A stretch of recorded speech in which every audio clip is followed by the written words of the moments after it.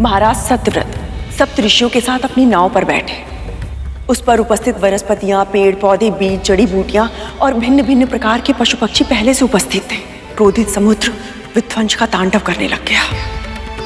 ऐसे अशांत जल के बीच महाराज ने अपने प्रभु को प्रणाम किया और अपनी नाव को खेने लगे। तभी उन्होंने देखा कि एक विकराल लहर उनकी ओर बढ़ती आ रही है। महाराज को ऐसा लगा कि अब किसी के प्राण नहीं बचेंगे। तभी उनके सामने प्रकट हुआ वो विशाल मत्स्य, जिनके मुख में चारों वेद सुरक्षित थे। महाराज ने अपनी नाव उनसे बांध दी। तभी मत्स्य उस विकराल लहर की ओर बढ़ गया। अब उनकी नाव ने मृत्यु रूपी लहर में प्रवेश किया। जैसे ही वो लहर निकल गई, महाराज ने अपनी आंखें खोली और देखा सब सुरक्षित थे। प्रभु की भक्ति में भाव विलीन होकर उन्होंने अपना शीश झुकाया और इसी प्रकार प्रभु ने मत्स्य अवतार लेकर चारों वेदों को बचाया।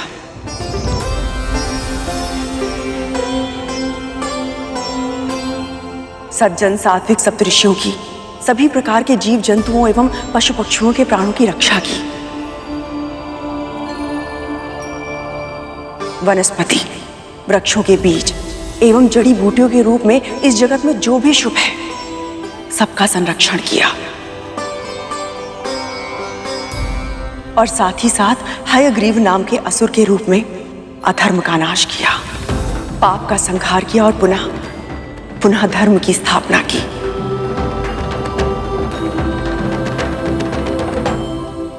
महारानी, आपने ये भी बताया कि प्रभु के लिए धर्म की रक्षा से अधिक महत्वपूर्ण और कुछ भी नहीं।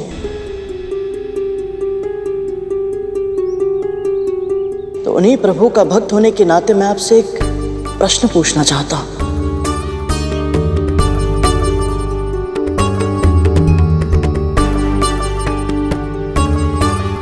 आपने जो व्यवहार मेरी मां के साथ किया वो उचित है या अनुचित है?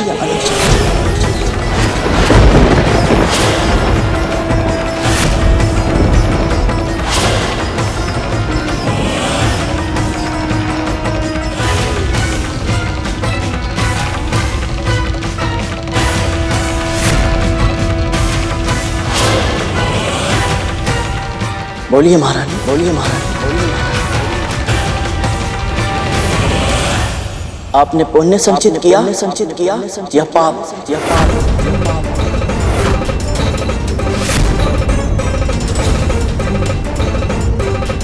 चुप क्यों हो गया?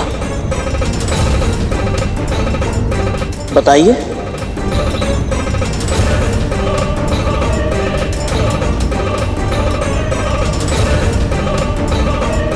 जो व्यवहार आपने अपनी सगी बहन के साथ किया वो धर्म है या अधर्म?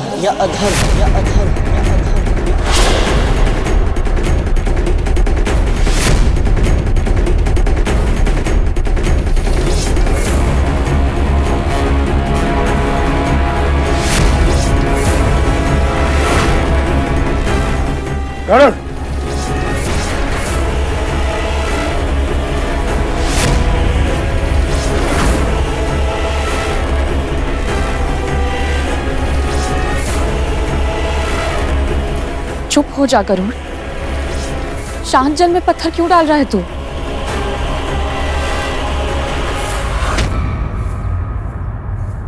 तीर कमान से निकल चुका है विंता।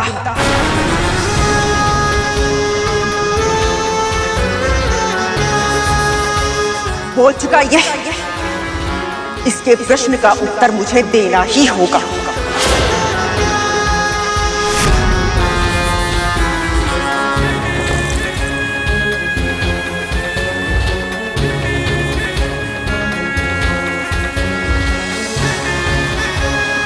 मैंने जो सोचा, माना, कहा वो किया अपने पुत्रों के लिए। यदि अपने पुत्रों का हित सोचना अधर्म है तो मैं कभी विजेता नहीं बनती। देख, मैं आज महारानी हूं। तेरी मां एक दासी।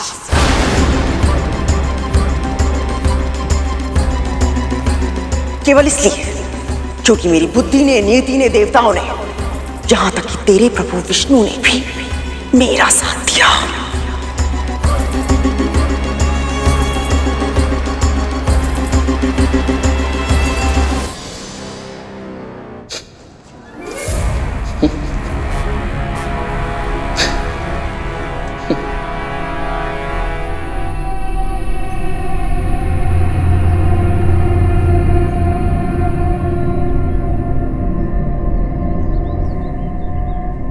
मानसिक संतुलन खो बैठा है। हंस क्यों रहा है तू? आपकी मूर्खता पर हंसी आ रही है मुझे।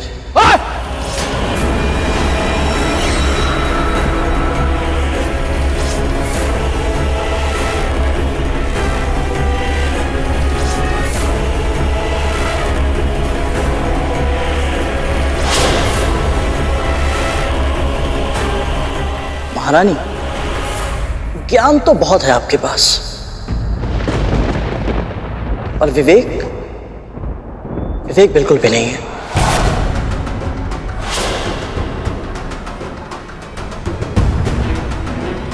इसीलिए आपको अंदेशा तक नहीं हुआ कि आप धर्म के मार्ग से कितना भटक चुके हैं। आपके पास ये महल है, संपत्ति है, वैभव ऐश्वर्या, इसलिए आपको लगता है कि आप जो भी करती है वो सब उचित है। और वास्तविकता तो ये है कि आपने अपने षड्यंत्रों के नींव पर अभिमान का महल खड़ा किया है।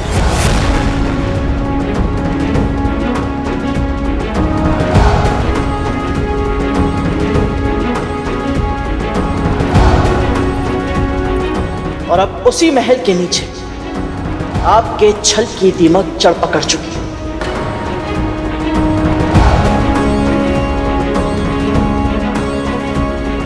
धीरे धीरे ये दीमक आपके पूरे महल को निगल जाएगी और आपका आभास भी नहीं होगा महारानी।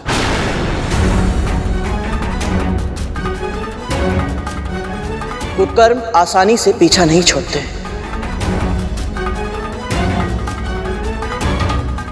उत्तर देना चाहती थी ना आप? दीजिए उत्तर।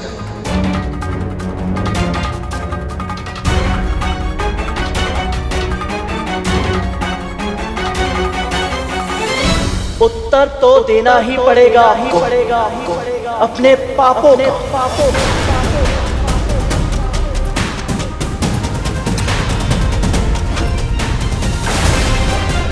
मेरी मां क्षमाशील, दयालु है, और तुम सब ने इसका लाभ उठाया।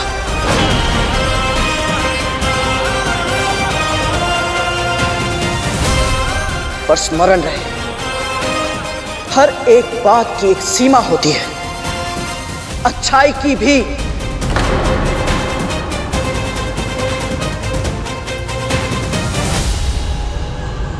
क्या कर रहा है गरुड़? अति मत कर। सत्पुरुषों के क्रोध से भयभीत होना चाहिए महारानी, क्योंकि जब उनके आवेश का बांध टूटता है तब प्रलय आती है।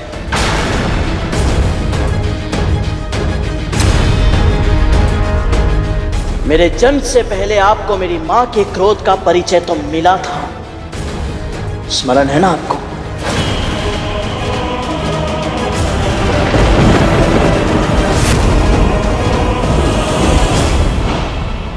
मेरे पुत्र को हानि पहुंचाने की चेष्टा किसने की? मैं महर्षि कश्यप की पत्नी विंता अपने समस्त जप, तप और व्रत की शक्ति का आह्वान करती हूँ। यदि कोई भी प्राणी मेरी इच्छा के बिना इस सुरक्षा घेरे को पार करने का प्रयत्न करेगा, वो उसी क्षण जलकर भस्म हो जाएगा।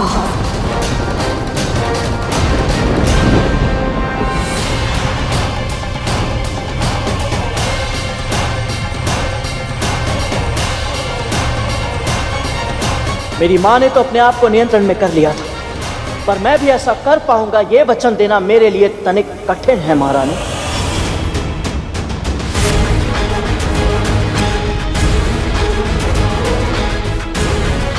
बस कर गरुड़, क्रोध में संतुलन मत खो। आज संतुलन खो ही जाए तो अच्छा है मां।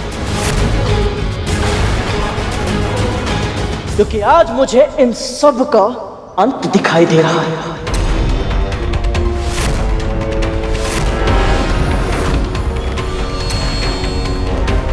महारानी, यदि आपने ऐसे ही मेरी मां को दासी बनाए रखा और उनके साथ अत्याचार किया तो मैं भ्राता तक्षक का दम घोट दूंगा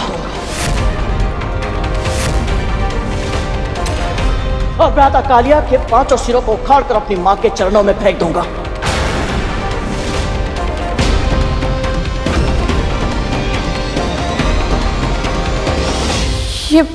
ये सब तो क्या कह रखा?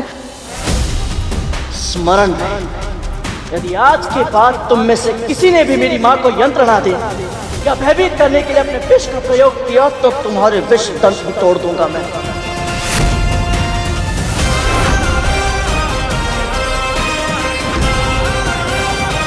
मेरे ये पंजे तुम्हारे तन को 2 भागों में बांट देंगे और मेरे ये नख तुम्हारे भागों को सहस्त्र टुकड़ों में उखाड़ कर फेंक देंगे। और महारानी कद्रू, आपके हाथ अपने शक्तिशाली पुत्रों के बचे कुचे अवशेष उठाते उठाते ही थक जाएंगे।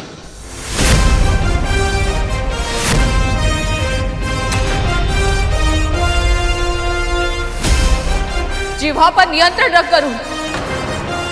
विमाता है ये तेरी और ये सब तेरे भाई हैं। ये मेरे भाई हैं?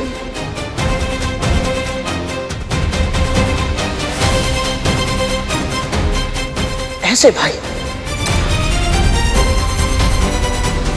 मां, आप तो जानती है ना कि भाई का धर्म होता है कि वो अपने छोटे भाई की रक्षा करे, उसका मार्गदर्शन करे। और ये सब तो प्रारंभ से मेरे साथ शत्रु जैसा व्यवहार करते आए।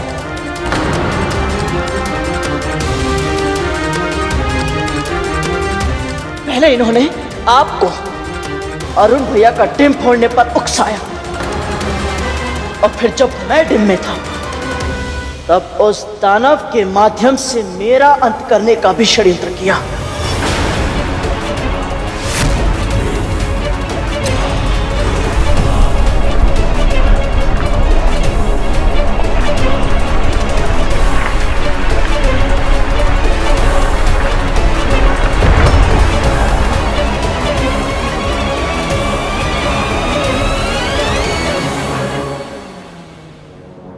बहुत बोल रहा है ये मां। नहीं तक्षक, आज बोलने दे इसे।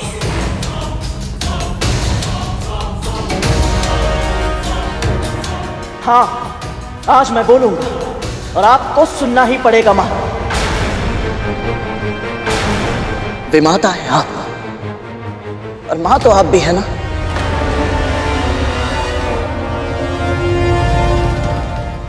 तो फिर बताइए, कहां थी आपकी ममता जब आप डिम में अरुण भैया और मेरी हत्या करवाना चाहती थी?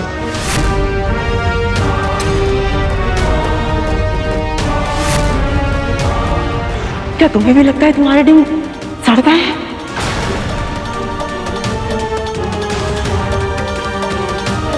कहां थी आपकी ममता जब आपने केवल मुझे नियंत्रण में रखने के लिए अपनी छोटी बहन को छल से दासी बना लिया? तूने वचन दिया था मुझे, इसलिए अब तुझे मेरी दासी बनना पड़ेगा जीवन भर के लिए। अपना प्रभुत्व बनाए रखने के लिए किसी और से उसका सामान्य जीवन जीने का अधिकार छीन लेना, ये कहां का धर्म है महारानी?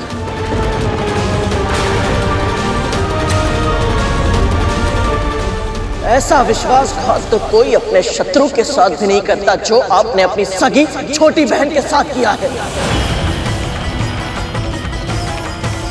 बस कर दे गरुड़, जो होना था वो हो गया, अब जाने दे। मुझे रोकने के स्थान पर यदि आपने इन सबको अपनी भावना के साथ खिलवाड़ करने से रोका होता, अपनी ईर्ष्या पर नियंत्रण किया होता, तो आज अरुण भैया न केवल स्वस्थ होते बल्कि हमारे साथ होते। मां,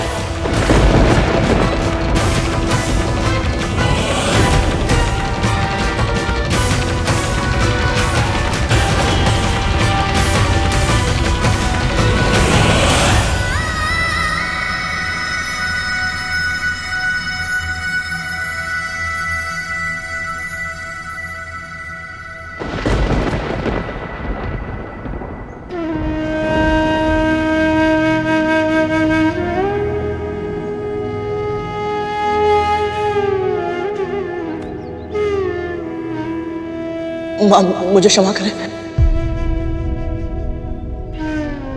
तेरे वचन कटु हैं पर सत्य है। माँ का पल्लू पकड़ के रोता है और हमें धमकी देने चला था।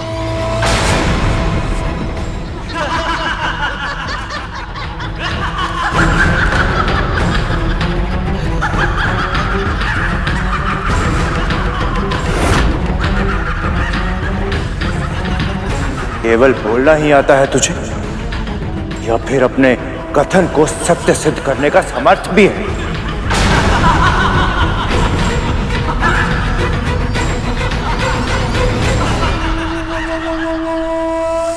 कभी कभी बहुत दया आती है मुझे आप पे। आपका एक पुत्र अर्धविकसित है और दूसरा कायर।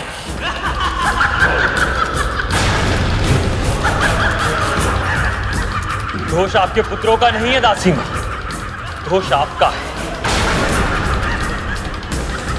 दुर्बल हैं आप, दुर्बल हैं।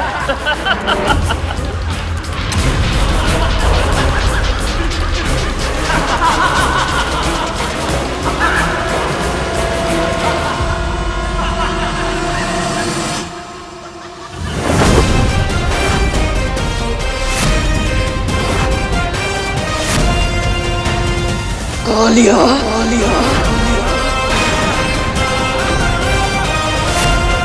नहीं गरुड़,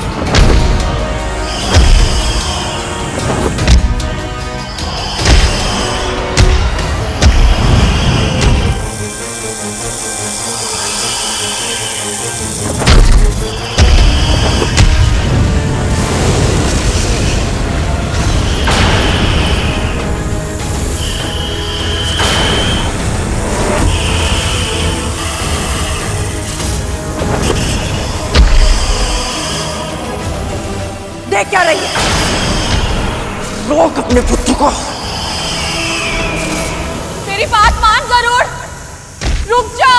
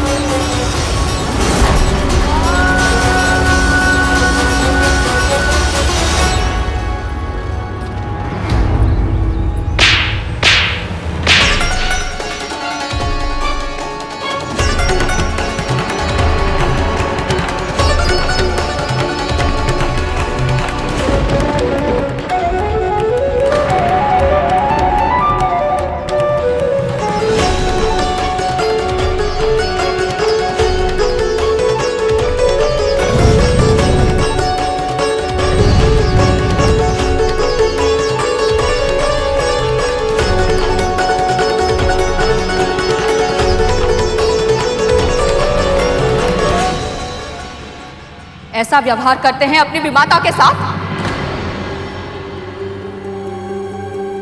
आज तक मुझे अपने पालन पोषण पर अभिमान था, अपने संस्कारों पर अटल विश्वास था, अपनी तपस्या पर गर्व था कि मेरे पुत्र में कोई दोष, कोई विकार नहीं है। पर आज क्रोध में तो तू अंधा हो गया गरुड़। जो व्यवहार तूने अपनी बड़ी माँ और अपने भाइयों के साथ किया है ना, उसने मेरे हृदय पर बहुत गहरी ठेस पहुंचाई है।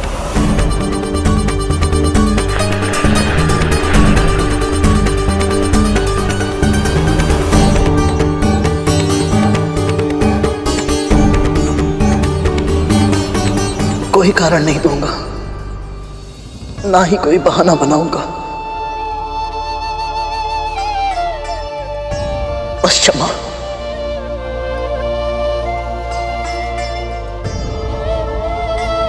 जिनका अपमान किया है तुम्हें, क्षमा दान देने का अधिकार भी उन्हें ही है।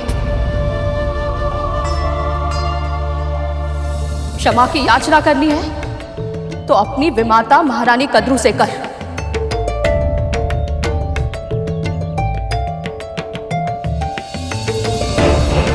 चल।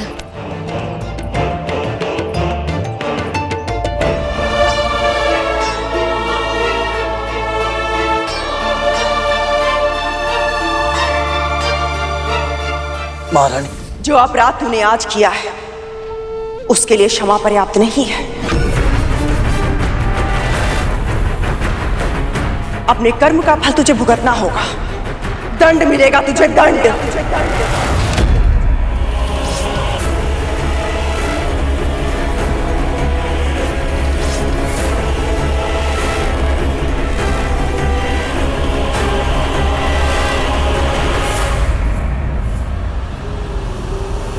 आप मेरी मां समान हैं। आप जो भी दंड देंगी मुझे स्वीकार है।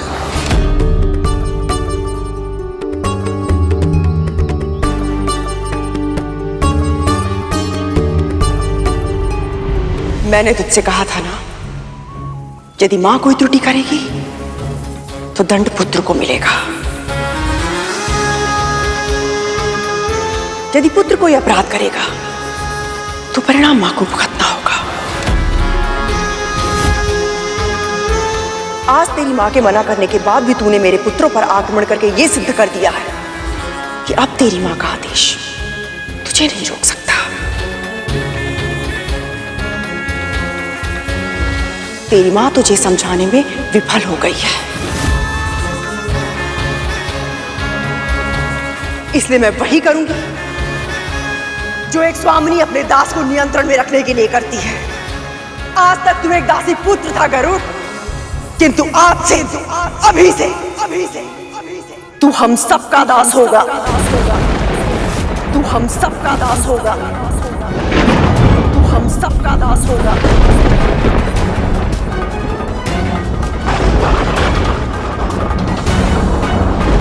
दासी बनना मेरी नियति में है, तेरी नहीं।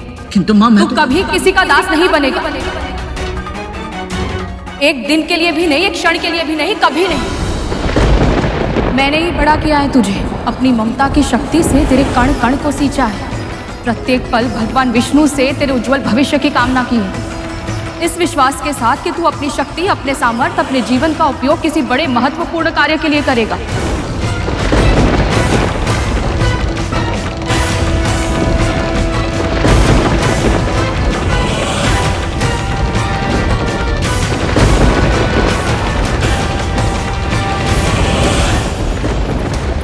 मत कहिए दीदी, मैं दासी हूं, पर मेरा पुत्र वो आपका दास कैसे बन सकता है? उसे मुक्त रहने दीजिए। मुक्त तो रहने दिया था अब तक, किंतु आज इसका ये रूप देखकर इसे समझाना आवश्यक हो गया है कि इसका उचित स्थान अपने स्वामी के चरणों में है।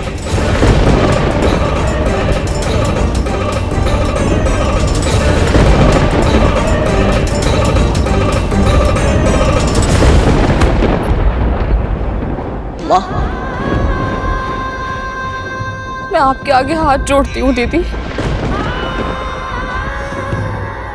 मैं मानती हूँ इससे बहुत बड़ा अपराध हुआ है, पर मैं आपको वचन देती हूँ, अब आगे ऐसा कभी नहीं होगा।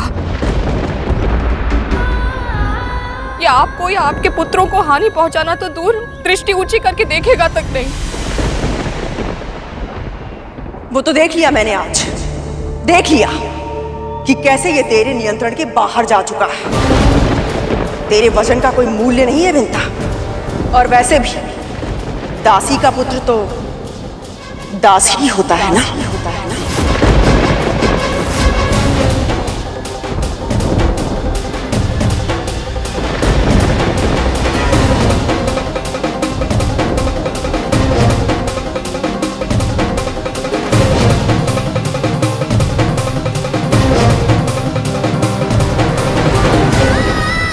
मैं आपके चरण छूकर प्रार्थना करती हूँ दीदी,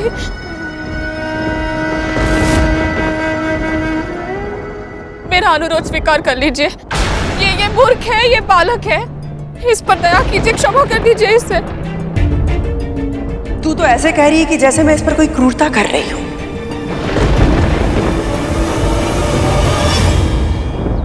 स्मरण है तुझे, कल तू हमारे स्वामी का उदाहरण देकर मुझे समझा रही थी। आज मैं उन्हीं का नाम लेकर तुझसे पूछती हूं। हमारे स्वामी महर्षि कश्यप जिस तरह धर्म के मार्ग पर चलते हैं, उस धर्म के अनुसार तेरे पुत्र को तेरा अनुसरण करना चाहिए था या नहीं?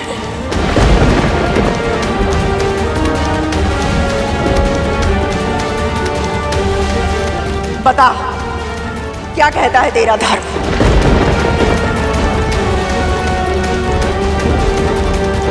मौन मत रह दासी, बोल, तेरे पुत्र को दास होना चाहिए या नहीं?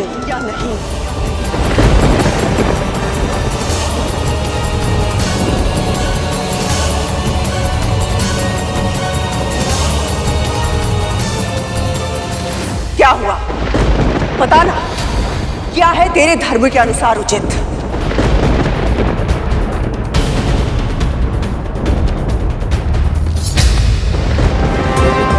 मैं आपसे विनती करती हूँ महारानी, ये निर्णय लेने के लिए मुझे विवश मत कीजिए।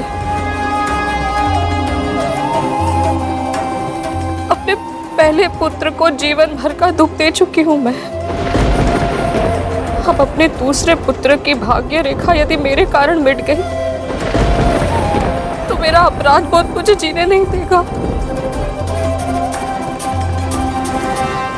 कर्तव्य का निर्णय भावना के अधीन होकर नहीं किया जाता है।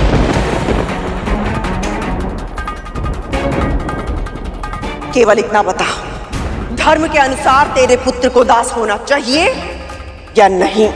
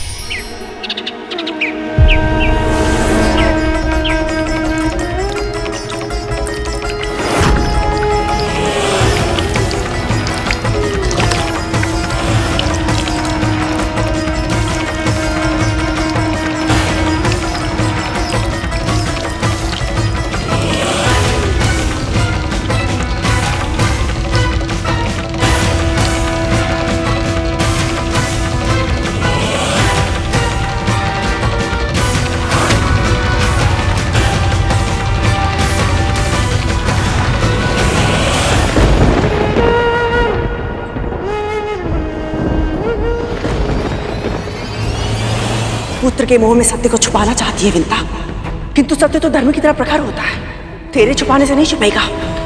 सत्य बता, धर्म की रक्षा करेगी या नहीं?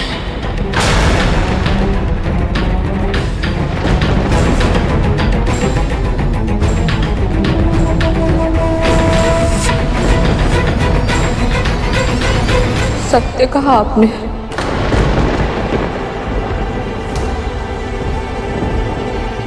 एक दासी का पुत्र दासी होता है। एक दासी का पुत्र दासी होता है।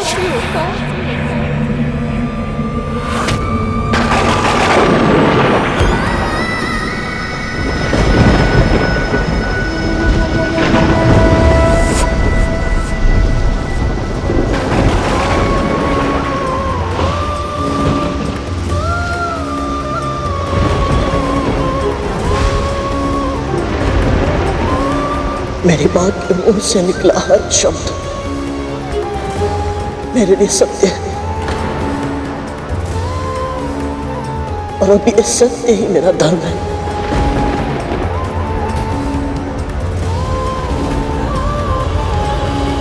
आज से मैं आप सबका दास हूं। आज से मैं आप सबका दास हूं।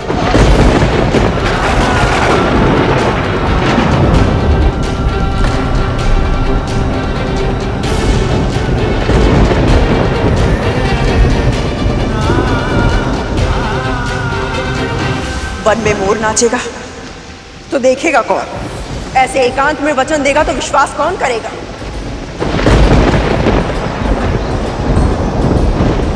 तेरे दासत्व की घोषणा सबके सामने की जाएगी।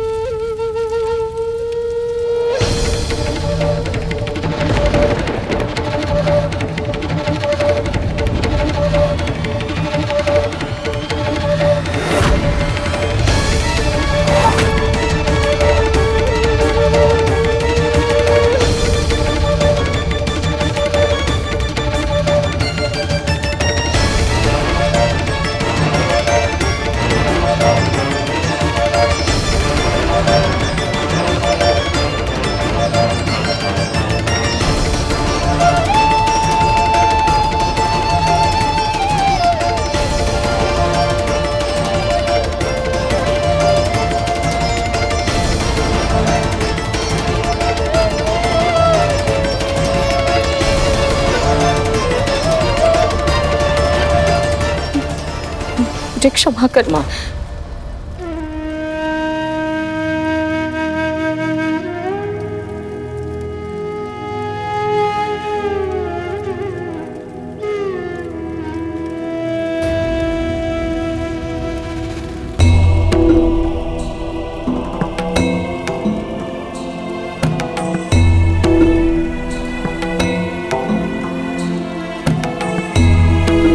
यशस्वी भव, आसन ग्रहण कीजिए।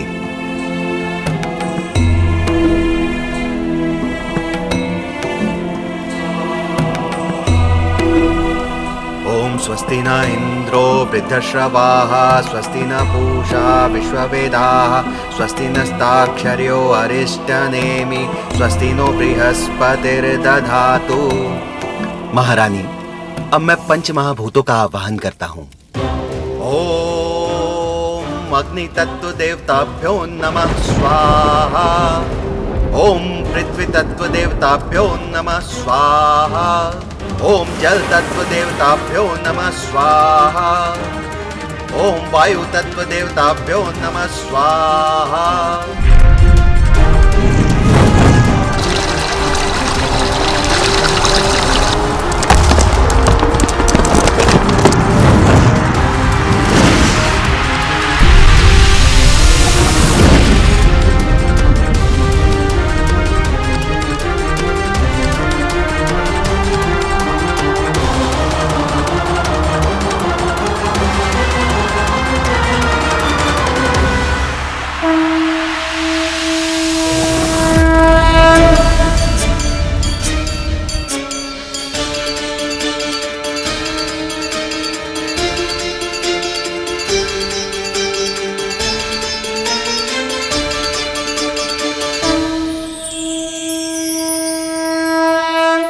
महारानी, अब आप अपना दाहिना हाथ इनके दाहिने हाथ पे रखिए।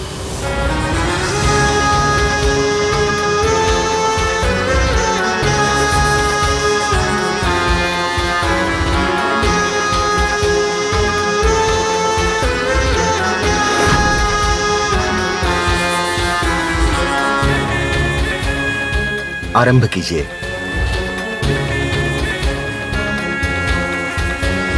अब जो मैं तुझसे कहूंगी वो तू दोहराएगा।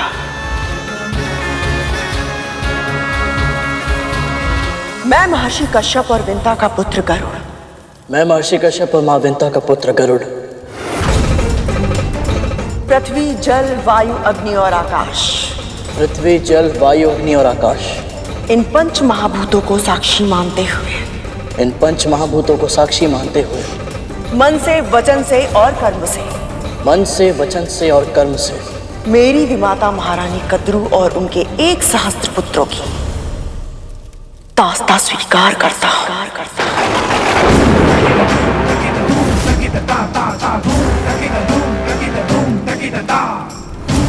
दासी बनना मेरी नियति में है। तू कभी किसी का दास नहीं बनेगा। एक दिन के लिए भी नहीं, एक क्षण के लिए भी नहीं, कभी नहीं। जो मेरी माँ का अपमान करेगा, मैं उसका सम्मान कभी नहीं कर सकता।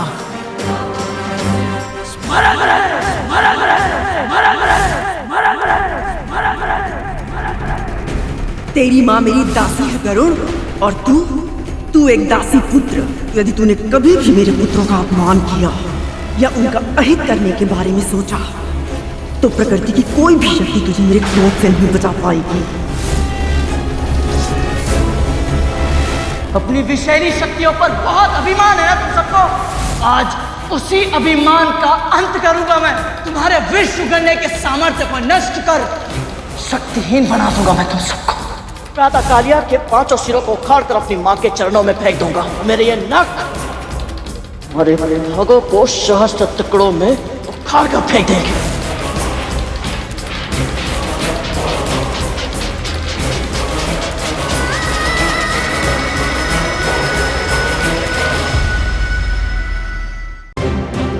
मेरी विमाता महारानी कद्रू और उनके 1 सहस्त्र पुत्रों की दास्ता स्वीकार करता हूँ। दास्ता स्वीकार करता हूँ। दास्ता स्वीकार करता हूँ। मेरी विमाता महारानी कद्रू और उनके 1 सहस्त्र पुत्रों की दास्ता स्वीकार करता हूँ। दास्ता स्वीकार करता हूँ। दास्ता स्वीकार करता हूँ।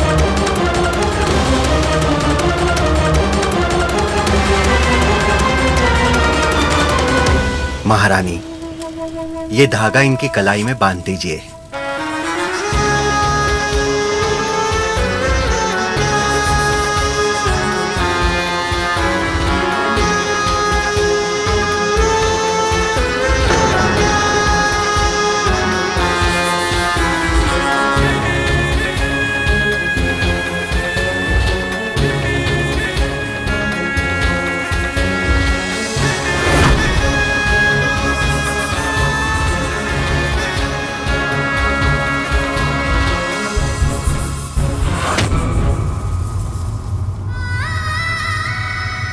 ये कच्चे सूत का धागा तेरी शपथ का साक्षात प्रतीक है गरुड़। इस शपथ को तोड़ पाना किसी भी दास के लिए संभव नहीं है। इस शपथ को तोड़ पाना किसी भी दास के लिए संभव नहीं है। असीमित बल का स्वामी गरुड़ आज एक कच्चे धागे से बंधा है। स्वयं विडंबना भी हंस रही होगी तेरे भाग्य पर।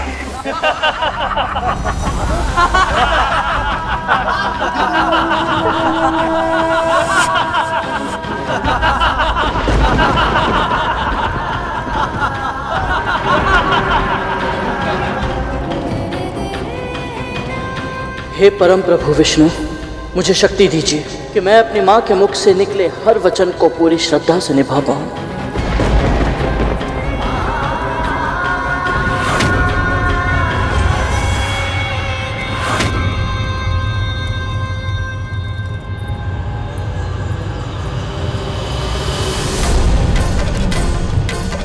माँ रुक जाइए माँ। माँ हम कहाँ जा रहे हैं?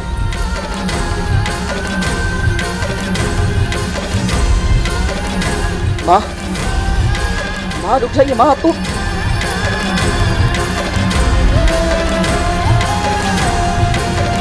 कंकड़ कांटे पैरों में चुभ रहे हैं पर माँ को आभास तक नहीं हो रहा। आज तक इन्हें ऐसी अवस्था में कभी नहीं देखा।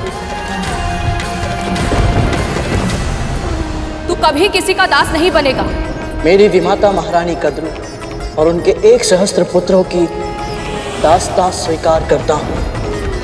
माँ रुक जाइए माँ, हम कहाँ जा रहे हैं? एक क्षण रुकिए माँ। अति हो चुकी है, अब और नहीं। अब सब समाप्त कर दूंगी मैं। इतने वर्षों तक कद्रू दीदी का हर तिरस्कार सहा मैंने। अब तुझ पर अत्याचार होते नहीं देख सकती मैं। मुझे लगा था यदि दासी बनकर पूरी निष्ठा के साथ उनकी सेवा करूंगी तो उनके मन में स्नेह, प्रेम और दया के भाव फिर से जाग उठेंगे, पर वो मेरी भूल थी। हम दोनों का जीवित होना ही उनकी आंख में कांटा बनकर चुभता है गरुड़। इसलिए आज मैं उनकी, उनके पुत्रों की, अपनी और तेरी हर पीड़ा का अंत कर दूंगी। माँ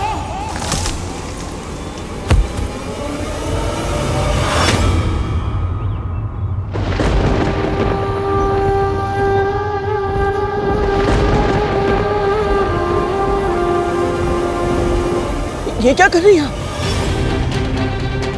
यहाँ से कूद गए तो मैं तो उड़ जाऊंगा, पर आप मत फैलाना अपने पग, मत उड़ना तू। हम दोनों यहाँ से कूदकर अपने प्राण दे देंगे, इसके अलावा हमारे पास और कोई उपाय नहीं है गरुड़। एक दूसरे को ऐसे तड़पते देखने से अच्छा है कि हम अपनी पीड़ा का अंत कर ले गरुड़।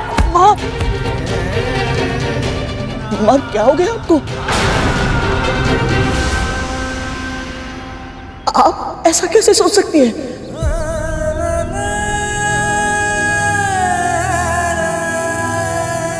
माँ आपको संतुलन साधना आता है। परिस्थिति कैसी भी क्यों ना हो, ना आपका मन भटकता है, ना मस्तिष्क विचलित होता है। मेरी आदर्श है आप माँ। मैं सब कुछ आप ही से सीखता हूं, तो फिर आप अपनी श्रद्धा, अपना धैर्य कैसे खो सकती है? थक गई हूँ मैं गरुड़, बहुत थक गई हूँ मैं। यदि मुझे विश्वास हो ना कि तुझे वो जीवन अवश्य मिलेगा जिसके योग्य तू है, तो अब भी जीवन भर दासी कर्म कर सकती हूँ मैं। पर तुझे एक क्षण के लिए भी दास के रूप में देखना मेरे लिए असहनीय है पुत्र। तू बोलना मुझे, हाँ, मेरे प्रभु श्री विष्णु वो मुझसे इतना क्रोधित क्यों है? वो मेरी पुकार क्यों नहीं सुन रहे? तू बता मुझे।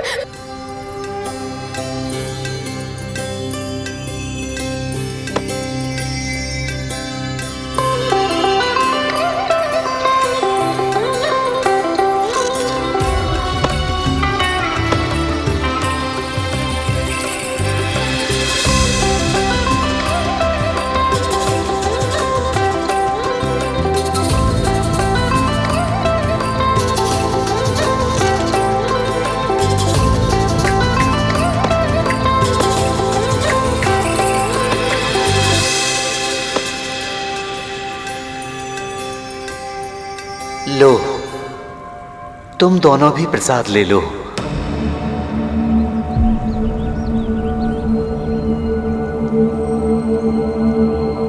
और बाबा आप तो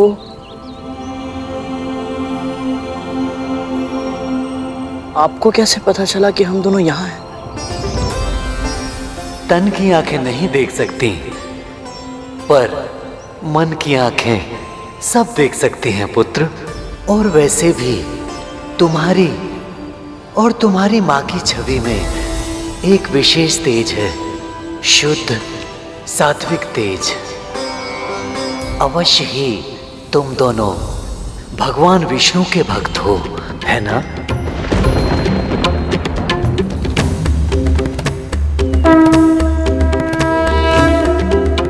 क्या हुआ?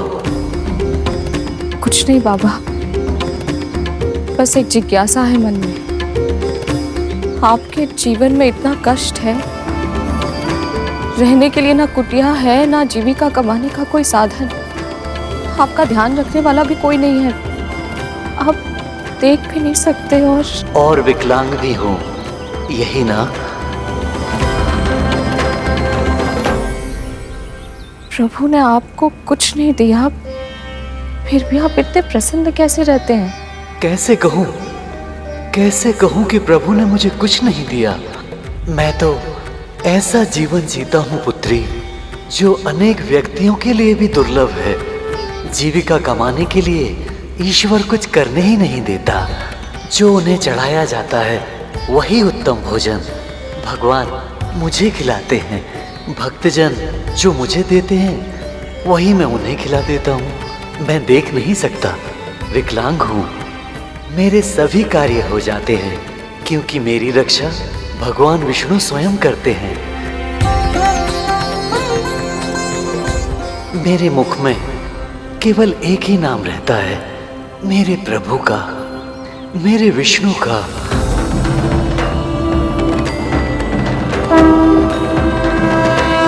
इससे अधिक उत्तम एक भक्त के लिए और क्या हो सकता है?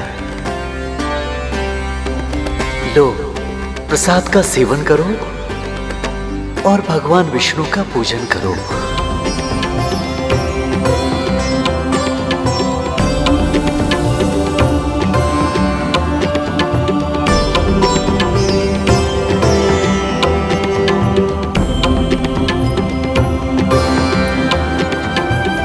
संसार में कितना कष्ट है,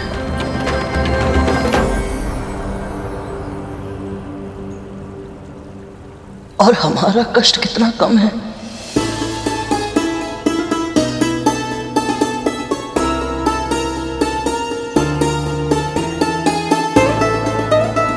माँ, यदि हम ये सोचेंगे कि जो हमारे साथ हुआ वो बड़ी माँ की इच्छा से हुआ, तो हम कभी प्रसन्न नहीं रह पाएंगे। पर यदि हम ये विश्वास करेंगे कि जो हमारे साथ हुआ, ये संसार में जो कुछ होता है वो प्रभु विष्णु की इच्छा से होता है, हम सदैव प्रसन्न रहेंगे। माँ, हमें दुखी रहने का कोई कारण ही नहीं मिलेगा। सही कहा ना माँ?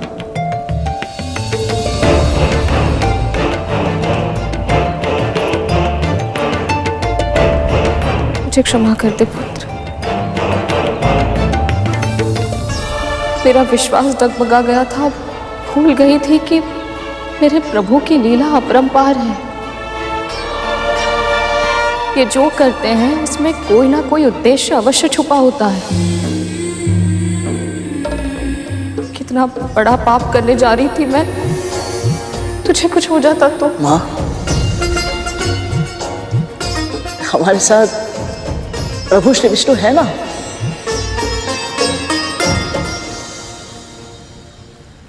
अब वो हमारे साथ है माँ, सदैव। और प्रभु अपने भक्तों के साथ कभी कुछ अनुचित नहीं होने देंगे।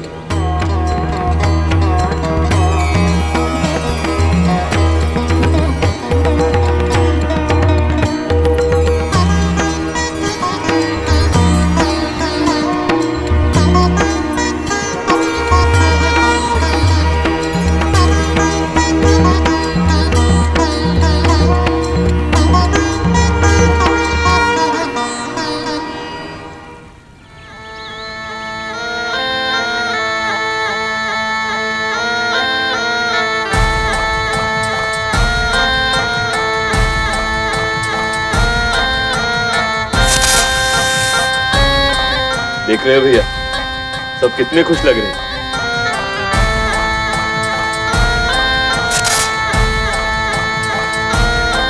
एक बात बताओ, मुझे इतनी प्रसन्नता तो तुम सबके जन्म के समय भी नहीं हुई थी जितनी आज उस करुण को दास बनाकर हो रही है। स्वाभाविक है मैम, करुण हमारे अस्तित्व के लिए संकट बन गया था, और आपने उसे अपना दास बनाकर अपने चरणों तले रौंद दिया। ऐसे में प्रसन्न होना तो उचित है माँ। हाँ माँ, भैया सही कह रहे हैं। पर मेरी प्रसन्नता केवल इसलिए नहीं है कि वो शत्रु हमारा दास बन गया है, इसलिए भी है कि तुम सबको सत्ता के शिखर पर देखने के लिए जो सपना मैंने देखा था अब वो सत्य होने वाला है। गरुड़ नाम का संकट टल गया है, इसलिए हमारा अगला लक्ष्य होगा देवताओं और दानवों को पराजित करके तुम सबकी श्रेष्ठता को सिद्ध करना।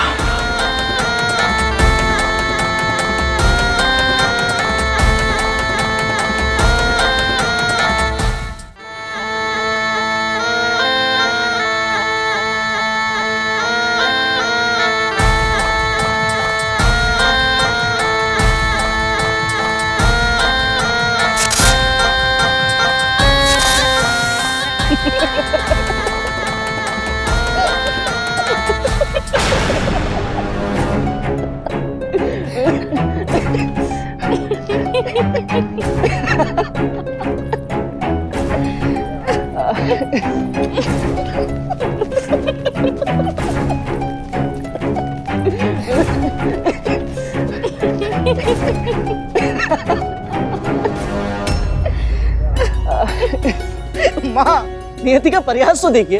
मैं आपको दास्ता से मुक्त कराने के लिए गया था और मैं स्वयं ही दास बन गया। घर पहुंचकर काव्य रचना करूंगी इस परिहास पर। नाग वंश अलसाएगा, पक्षी करेगा काम, विष्णु को मन में धरे, मुंह से बोले राम। वाह। और माँ, एक और बात, अब तो महल में प्रवेश करने से कोई भी नहीं रोकेगा मुझे।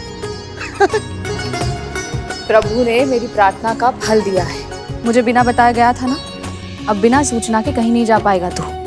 सदैव मेरी आंखों के सामने ही रहेगा। मैं भी तो वही चाहता हूँ माँ। चल अब। कैसे ये दोनों इतने प्रसन्न कैसे हो सकते हैं? मैंने तो ये सब इसलिए किया था ताकि इनके जीवन से हर्षोल्लास का अस्तित्व मिट सके, इनका साहस साथ छोड़ दे, आत्मविश्वास लुप्त हो जाए और मनोबल टूट जाए। फिर भी ये दोनों इतना हंस क्यों रहे हैं? क्यों? कहीं ऐसा तो नहीं इन्होंने हमारी चाल से बचने का कोई उपाय सोच लिया हो?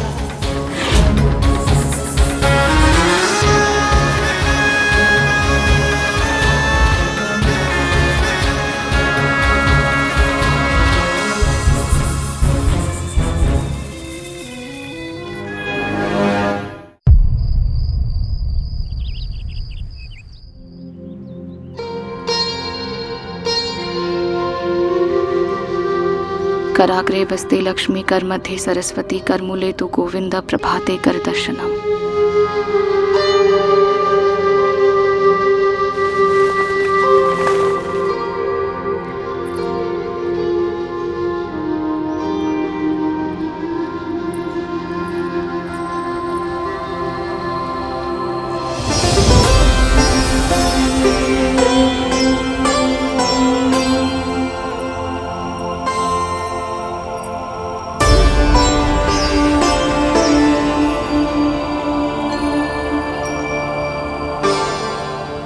ये क्या कर रहा है तू? अरुण भैया को हृदय से लगा। आप भी लगाइए ना, बहुत अच्छा लगेगा। आइए।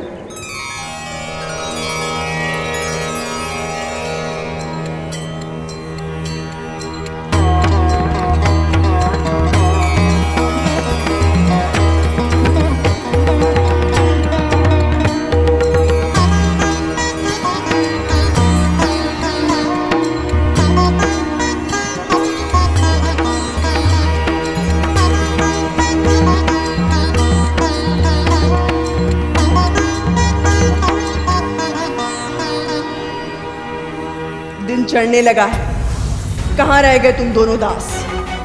हाँ, अब से आप मुझे कोई भी कार्य करने से रोक नहीं सकते, क्योंकि अब प्रभु विष्णु ने मेरी प्रार्थना सुन ली है। अब से मैं करूंगा सारे कार्य और आप करेंगे विश्राम। कितनी सौभाग्यशाली माँ हूँ मैं, जिसे ऐसा पुत्र प्राप्त हुआ है जो ऐसी कठिन परिस्थिति में भी प्रसन्न है। किंतु इसे कैसे बताऊं? दास्ता की बेड़ियों में बंधना जैसे जीवन का अर्थहीन होना होता है। ईश्वर से मेरी बस इतनी प्रार्थना है कि उनकी कृपा हमेशा तुझ पर बनी रहे और तू हमेशा यूं ही प्रसन्न रहे।